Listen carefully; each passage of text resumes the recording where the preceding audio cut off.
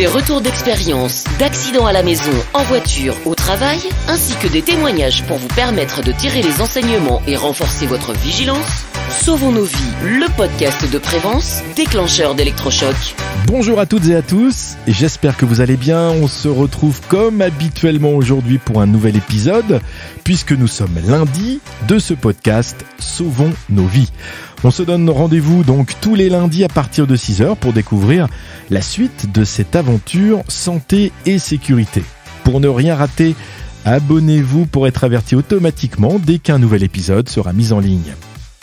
Faites-nous partager aussi vos commentaires, vos remarques, soit sur votre application de podcast favorite, ou encore sur notre page LinkedIn Sauvons nos vies. Ça vous permettra également de suivre tous les commentaires reçus. Je reste à l'écoute sur vos avis, vos remarques, et si vous pensez que peut-être votre intervention sur ce podcast pourrait intéresser d'autres personnes et enrichir notre réflexion, n'hésitez pas à m'en faire part, toujours par le biais de notre page LinkedIn Sauvons nos vies. Comme vous le savez maintenant, je recevrai chaque mois des invités pour nous parler de santé ou de sécurité, plutôt bien sûr sur l'axe humain, quel qu'il soit. Alors, n'hésitez pas à prendre contact avec moi, je suis tout oui. Pour ce nouvel épisode, je vais vous parler aujourd'hui de Tête ailleurs. Sauvons nos vies, le podcast santé-sécurité, raconté par Hugues. Cette histoire remonte à l'automne 2021. J'étais en déplacement dans les Deux-Sèvres pour effectuer une journée de formation et en terminant ma session, je remarque qu'une collègue m'avait laissé un message en lui demandant de la rappeler dès que je serais disponible. Je range mes affaires pour reprendre la route vers mon domicile et me dis « Je vais attendre d'être sur l'autoroute pour la rappeler, ce sera plus sécurisé ». Quand je dis rappeler, je parle bien sûr en mode Bluetooth, car aujourd'hui, la grande majorité des véhicules en sont équipés et ça nous permet quand même de conserver l'usage de nos deux mains en même temps que l'on conduit. Je rentre dans ma voiture, je programme mon GPS et je prends la direction de Vitré en Bretagne. Je partais de Niort et mon trajet était donc Niort-Nantes, Nantes-Rennes, puis Rennes-Vitré. Tout en 4 voies. Donc, parfait pour un trajet sécurisé d'un peu plus de 3 heures de route sans les pauses. J'arrive donc sur l'autoroute, je positionne mon régulateur de vitesse à 130 km/h et j'appelle ma collègue. Nous restons une vingtaine de minutes au téléphone et je raccroche. Je continue ma route et quelques minutes plus tard, un autre collègue m'appelle. Nous avions passé une journée ensemble en début de semaine chez un client et il m'appelait pour savoir comment s'était passée la suite de mon intervention. Nous restons, une fois encore, une vingtaine de minutes au téléphone avant de raccrocher. C'était au mois d'octobre et après ce second coup de fil, il était environ 18h30.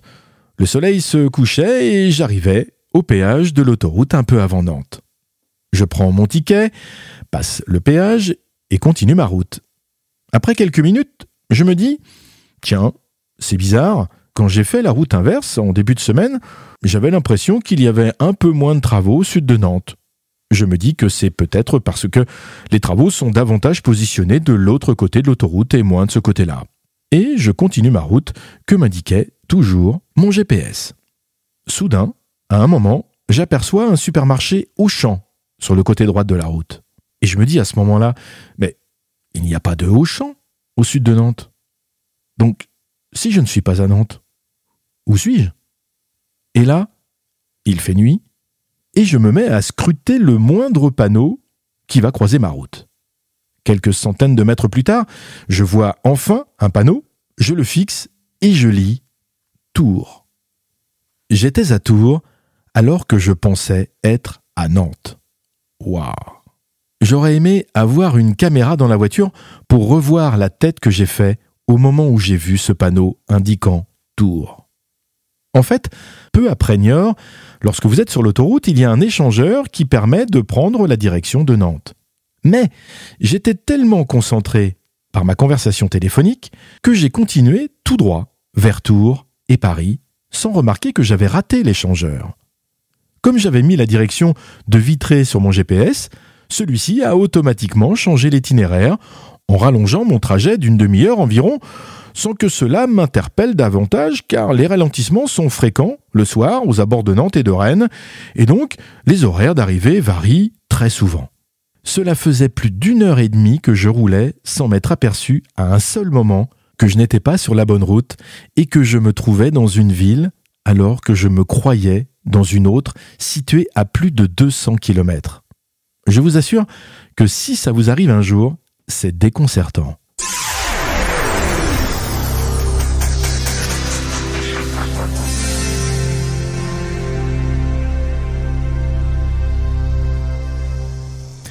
Alors, comme toujours, face à ce type de situation, il faut se demander comment faire pour éviter qu'une situation similaire ne se reproduise. On peut se dire simplement « c'est terminé, plus jamais je ne téléphonerai en conduisant ». C'est efficace, mais un peu radical quand même. Le téléphone est un outil de communication qui peut être important et très utile dans certaines situations. Alors, comment faire plutôt pour ne pas le couper totalement sans qu'il ne prenne non plus toute mon attention jusqu'à être complètement déconnecté de la route? Eh bien voilà ce que je me suis personnellement défini comme règle. Lorsque mon téléphone sonne, alors que je suis au volant, je décroche. Si la conversation ne dure que quelques secondes, moins de 2-3 minutes, je la continue et je raccroche. Mais si je vois que la conversation va durer davantage, je m'arrête dans une aire de repos et je repars une fois que la conversation est terminée. En effet, lorsque vous êtes quelques secondes au téléphone, vous gardez encore une attention à la route. Par contre, après quelques minutes, vous conduisez de façon automatique en perdant l'attention de la route. C'est ce qu'on appelle la tête ailleurs. Je regardais pourtant la route, mais ma tête, mon cerveau n'y était pas. Et c'est pour cela que je n'ai pas vu l'échangeur et que je me suis retrouvé, ce soir-là, à Tours. En voiture encore, ne vous est-il jamais arrivé de vous dire « Tiens, je suis déjà arrivé là ?» Même sans être au téléphone, mais tout simplement parce que votre réflexion est ailleurs. Un autre exemple qui vous est peut-être arrivé, vous êtes sur une route que vous pratiquez quotidiennement et vous vous faites flasher parce que vous n'avez pas été attentif au moment de passer le radar et votre vitesse était légèrement au-dessus de la vitesse autorisée. Il peut y avoir plusieurs raisons pour lesquelles nous avons parfois la tête ailleurs. Certaines personnes peuvent être préoccupées par des problèmes personnels ou professionnels, ce qui peut les distraire de leurs tâches ou de leurs interactions avec les autres. Ça vous est peut-être arrivé de parler à quelqu'un qui ne vous a pas vu arriver, qui se met à sursauter parce qu'il était physiquement pourtant présent, mais sa tête était ailleurs. D'autres personnes peuvent être simplement fatiguées ou avoir du mal à se concentrer. Parfois, des événements extérieurs peuvent également nous distraire et nous faire penser à autre chose. Écouter une émission de radio ou un podcast par exemple. Ce qui est important, c'est de reconnaître ces moments et prendre des mesures pour se recentrer et se concentrer lorsque cela est nécessaire. Pas facile de faire deux choses en même temps. Alors certaines personnes vous diront la petite phrase selon laquelle les femmes sont capables de faire plusieurs choses à la fois, à l'inverse des hommes. Que faut-il en penser ? Eh bien, des études scientifiques ont montré que sur le plan neurologique, c'est faux. Je parle de faire bien deux choses en même temps. La conception du cerveau, qu'il soit masculin ou féminin, est la même. Et le cerveau, qu'il soit donc féminin ou masculin, ne peut pas faire deux choses simultanément. En réalité, il alterne entre les deux, très vite parfois, mais pas en même temps. Maintenant, en alternant très vite, on peut avoir l'illusion qu'une personne fait deux choses en même temps. On appelle ça aussi le multitasking, qui consiste à mener en parallèle deux actions. Comme moi, tout à l'heure, au téléphone, dans mon histoire, tout en conduisant ma voiture en même temps. Dans ce cas, c'est possible parce que ma conduite est une action automatique qui ne demande pas une réflexion intellectuelle complémentaire. Mais si un événement survient sur la route, le conducteur ne pourra pas suivre sa discussion et en même temps éviter le danger. De même, si la discussion devient profonde ou soutenue, ce qui était sans doute mon cas, l'attention du conducteur sur la route est diminuée, ce qui, toujours pour cet exemple, m'a fait rater l'échangeur. Des études montrent que cela augmente aussi les risques d'accident par 3, voire 4. Faire en même temps deux choses qui réclament une participation intellectuelle active est donc impossible. On ne peut faire que passer rapidement de l'une à l'autre. Que vous soyez une femme ou un homme, n'y change rien. Ou alors, peut-être que les femmes ont davantage la capacité que les hommes à passer d'une chose à l'autre. Il ne faut pas confondre la tête ailleurs avec les yeux ailleurs, qui est tout aussi accidentogène. Mais cet autre sujet fera l'objet d'un prochain podcast. Voilà, cet épisode arrive à son terme. Merci de l'avoir suivi, j'espère qu'il vous aura intéressé. N'hésitez pas à vous abonner si ce n'est déjà fait en cliquant sur le bouton de vos applications de podcast préférées.